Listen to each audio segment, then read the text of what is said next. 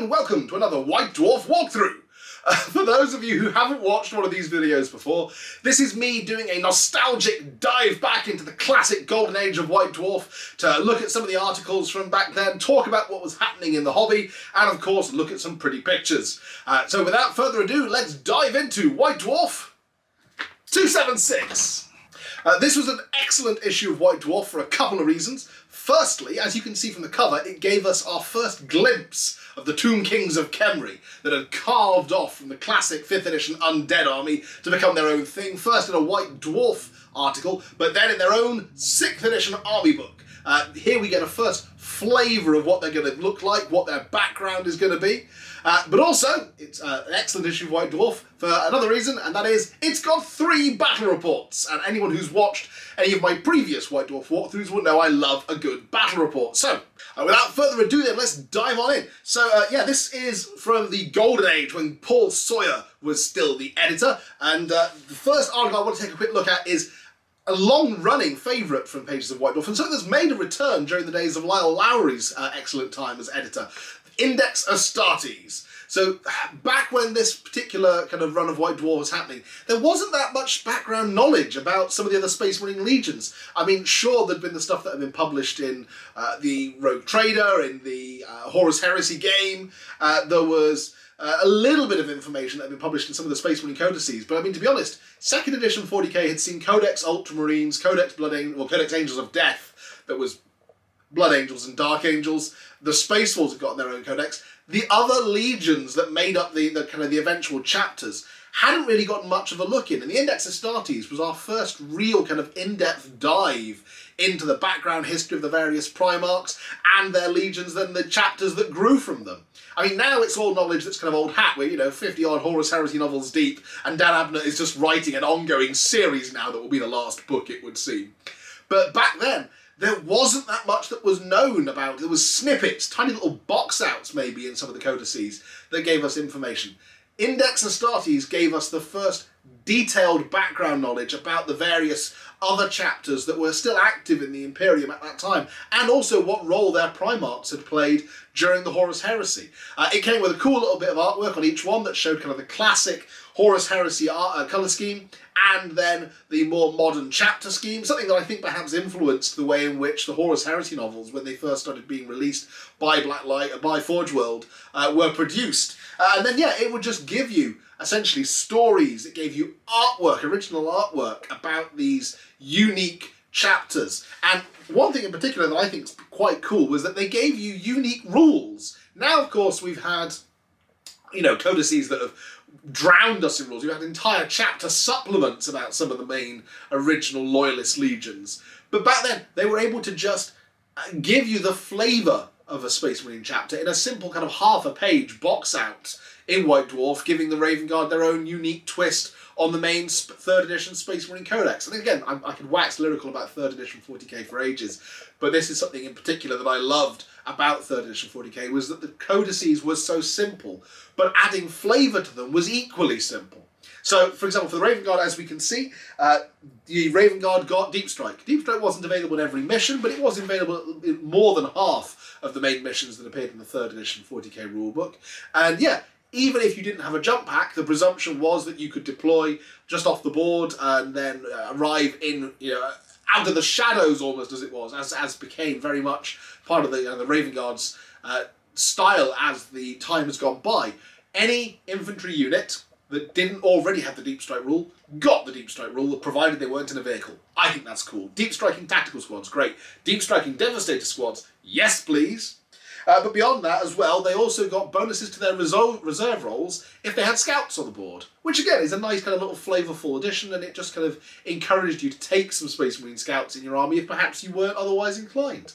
My favourite bit though is that they have hatred towards the legions that betrayed them at the Estevan drop site massacre.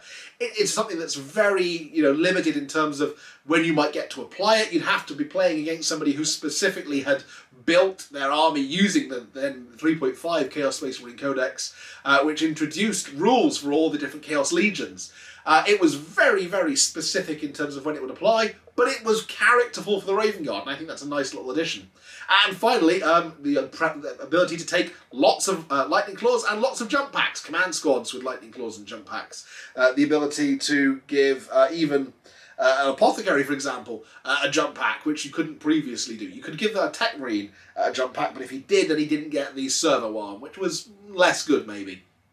But still, it meant that you could be fielding an army. I mean, I've played around with some army lists on this.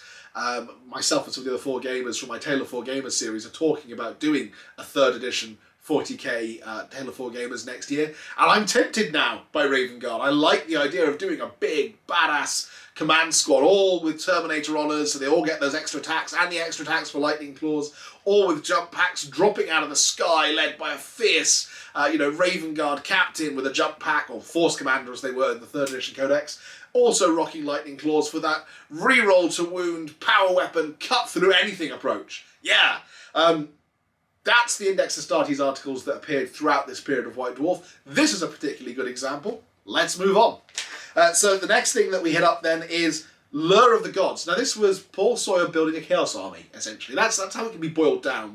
And it was one of Paul's own armies. It's something that when I was chatting to Nick Davis recently, he mentioned that there was a real move during Paul's time to get individual real gamers armies in there, rather than just having the incredibly beautifully painted heavy metal armies, having real gamers armies on display so that people didn't perhaps feel so intimidated by seeing that beautifully pretty heavy metal army. They also got to see what a real gamers army looked like, what a real hobbyist who worked for White Dwarf's army looked like. And yeah, here we've got Paul Sawyer's Chaos Army, and what grew from this, quite interestingly, is this then has a Path to Glory section. So this was something that they'd invented in White Dwarf to do essentially growing Chaos Warbands. And it was almost like a fantasy skirmish setting. It was, let's play games of Warhammer Fantasy that are skirmish, that isn't Mordheim, but that is using more kind of the weird and wonderful Chaos bits. And there's a whole section of bits that you could mail order at the time to make your own unique Chaos Warband. But Path to Glory, of course, will be very familiar now to anyone who plays Age of Sigmar. And this is where it originated from, here in the pages of White Dwarf, at the hands of Paul Sawyer and the rest of the White Dwarf crew. Moving on then, we hit our first battle report. So, first battle report in the issue is a 40k one. It matched Dark Angels up against the studio's Necron army, and it's got a very young Owen Reese and his own Dark Angels army, which I think is pretty cool.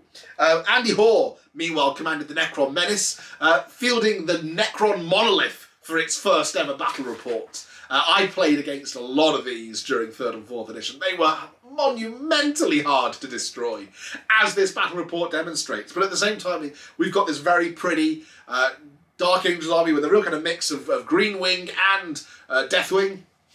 And yeah, it's got the classic White Dwarf maps that I love so much, with lots of swooping arrows and little explosion markers scattered all around the place.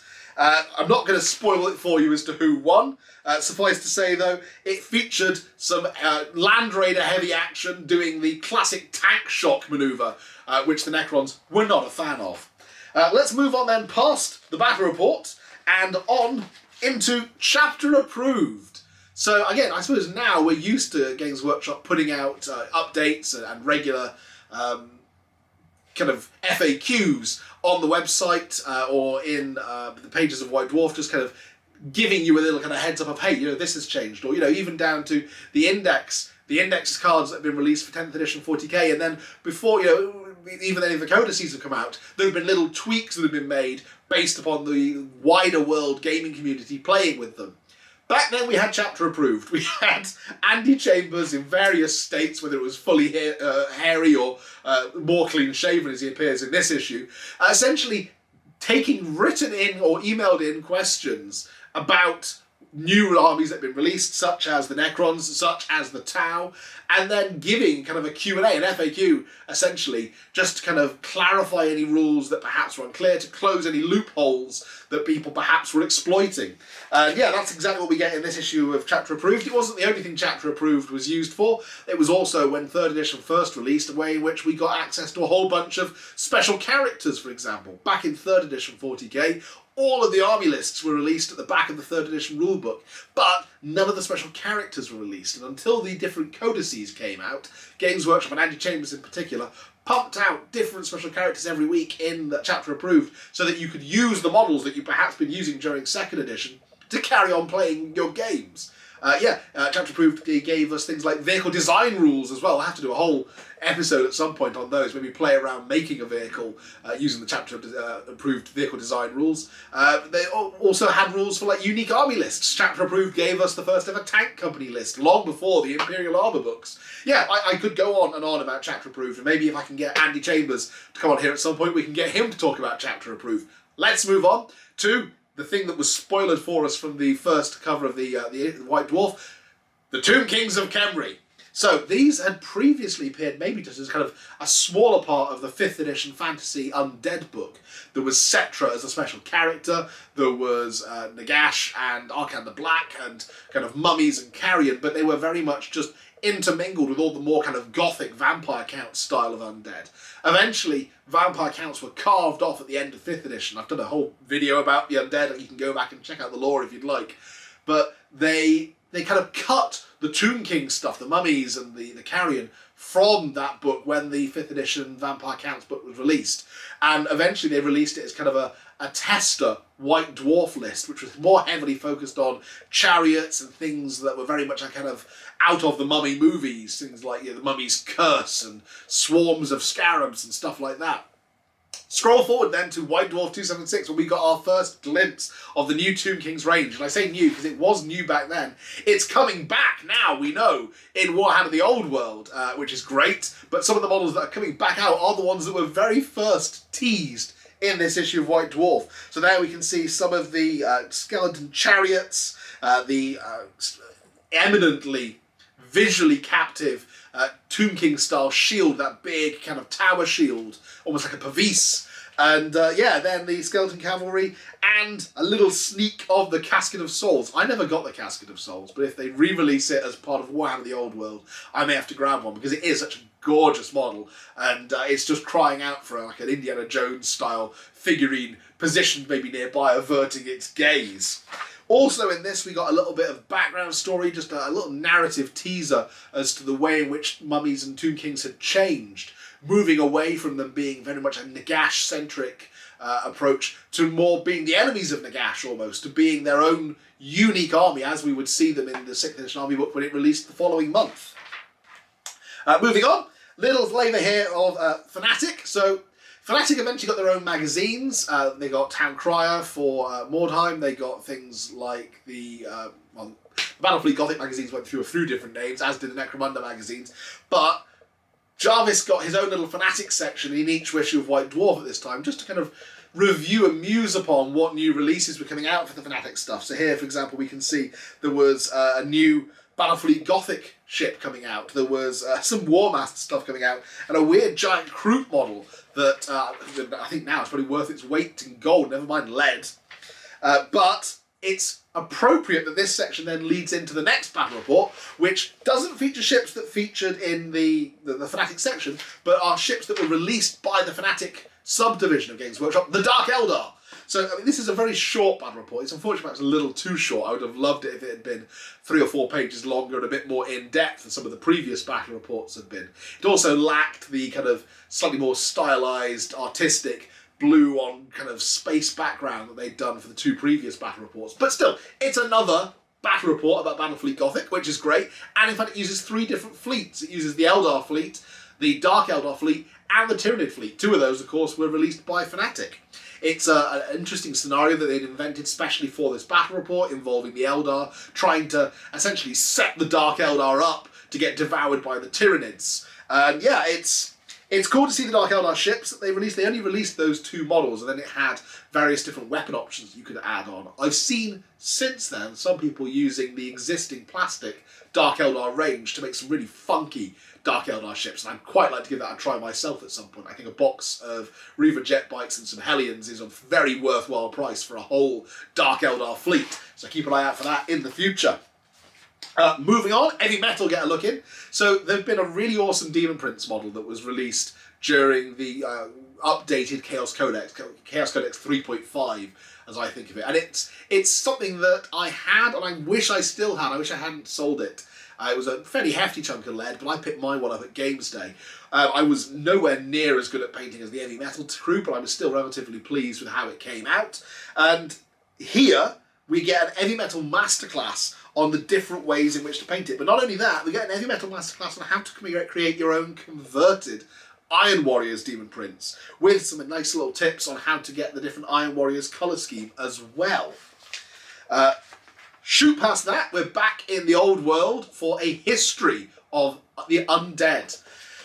This is, again, I suppose it's quite nice. This was when they were doing kind of timelines of the various fantasy armies. So this is probably stuff that was lifted almost wholesale from the Vampire Counts and the Khemri books that were released. And it's just kind of combining them to give you a picture of what the undead as a whole were up to throughout the history of the old world.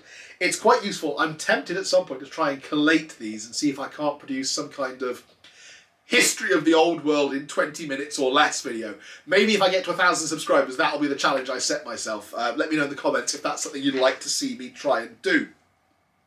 We dive back into the 41st millennium after that for the background and history of Ahriman of the Thousand Suns. This, I suppose, was part and parcel of a change that was happening in the move between 3rd edition 40k and 4th edition 40k. I've sung the praises of the 3rd edition codices, and they are quite cool. They were fairly thin and very, very, very light on background material. I mean, in terms of background, you get maybe 3 or 4 pages at the back of the book. Most of your background information came from the information about the special characters that featured in the codices. All of kind of the depth of narrative and background that had been in the 2nd edition codices was absent in these 3rd edition codices, but it began to make a return in the 3.5 codices that would eventually become the 4th edition codices. And I think what we've got here really is some of the background information that would eventually become part of the Chaos Space Marine Codex 3.5, in that it's a kind of in-depth background to the Thousand Suns, and in particular the role that Ahriman played. Obviously, again, everybody who's read the Horus Heresy novels now know what Ahriman's been up to. He's had his own book series by Black Library. But back then, again, this was one of the only ways that you could get that information, and it was a great jumping in point for new gamers who didn't have that depth of knowledge of the lore. Whereas now, of course, you've got, I mean, never mind the novels, you've got YouTube channels devoted to just pouring out the lore. Final battle report we get to then is the Warhammer Fantasy. This was a 6th edition battle report. It's a real fun one. It's one of those ones where they play a scenario where one of the players has twice as many points as the other player. In this particular one, they decided to do essentially a breakout scenario where a much larger force is trying to get past a rear guard, trying to force its way off the board, and all the rear guard have to do is try and hold out for as long as possible to try and force the game to end before the much larger army can get units off the board. How they decided to achieve this was they used a nice little 1,000-point High Elf army using the studio High Elf models, and then a gorgeous, I think it was the next army I'm about to show you was won the Best Painted Award at that year's Grand Tournament. It's a Night Goblin army, and it's a Night Goblin army that's uniquely painted, instead of the traditional black hooded robes, painted in white hooded robes, which is, now that I'm saying it out loud to a camera, perhaps slightly alarming. A whole bunch of people running around in white pointy hoods. But it's a very pretty army, so I'm going to gloss over that slightly uncomfortable moment for a minute. What's fun here is they worked out that I think the High Elves are outnumbered something like 7-1. Given that you've got 2,000 points of Night Goblins versus 1,000 points of High Elves, and given how cheap Night Goblins were and how expensive High Elves were, yeah, the Night Goblin army, I think it starts out with something like outnumbering the High Elves 7-1, and they work out towards the end of the game, it still outnumbers the High Elves something like 40-1, which is some pretty cool odds. It was playing on this weird kind of almost entirely green shag board. It looks like they've laid a bright neon green towel over the top of the table and glued it down. I've never seen this particular table used again in any of the future battle reports. I have no idea what was going on there. If anyone who's watching this ever worked at the studio and knows what happened with this board and what the story was, I'd love to know, because it's just a little bit weird.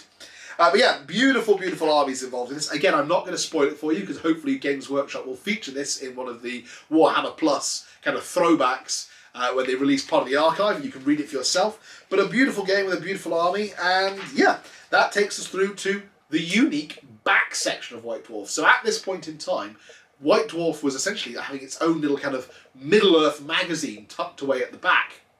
They'd, for a while, experimented on having a situation where you would turn White Dwarf upside down to read it. Thankfully, they stopped doing that because it made me a little bit dizzy. But here we get the first glimpse of the Two Towers stuff that was coming out at that time. There's a whole huge section on building Helm's Deep and how they made this amazing Helm's Deep board. I'm slightly spoiled because I was working for Games Workshop Manchester at this point in time, and they made an amazing Helm's Deep board. I mean, Paul, the manager of Games Workshop Manchester, is still this mad. If you ever get a chance to go to Games Workshop Manchester, brilliant stuff, utterly mad. He built this to scale Helm's Deep. The deeping wall stretched across almost the entire store. You couldn't get to the back of the store when the deeping wall was in place. It had a removable midsection that you could blow up where the culvert was. But yeah, here is the slightly less mad, but still amazing copy of the deeping wall that the studio built. And then there's just some little hints and tips on how to paint some of the stuff that came out back then, and a nice little touch at the back. If you were heretical enough to want to cut up your White Dwarf, then there were some banners that you could either photocopy out or cut out and fold around the various armies at that point to create the beautiful Rohan banners. Yeah, so there we go. So that's White Dwarf 276. It's a cracking issue. I hope you've enjoyed this whistle-stop tour through it. Come back again next time when I'll have more Warhammer the Old World stuff to talk to you about. And yeah, more painting stuff. Thanks very much for watching. I will catch you next time. Bye for now.